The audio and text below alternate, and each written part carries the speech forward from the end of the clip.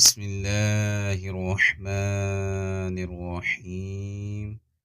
حضرت معاذ بن جبل رضی اللہ تعالی عنہ سے مروی ہے کہ رسول اللہ صلی اللہ علیہ وسلم نے فرمایا، جو شخص اللہ تعالی سے اس حال میں ملا کہ اللہ کے ساتھ کسی کو شریک نہیں کرتا تھا، 5 نمازیں پڑھتا تھا، رمضان کے روزے رکھتا تھا، اسے بخش دیا جائے گا۔ میں نے کہا، اے اللہ کے رسول صلی اللہ علیہ وسلم، کیا میں انہیں خوشخبری نہ دے دوں؟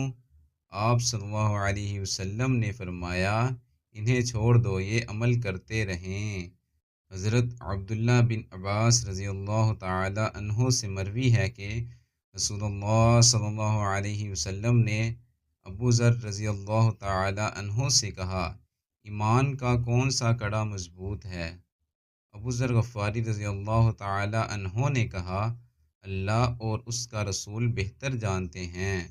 آپ صلی اللہ علیہ وسلم نے فرمایا، اللہ کے لیے دوستی اور اللہ کے لیے دشمنی، اللہ کے لیے محبت اور اللہ کے لیے نفرت۔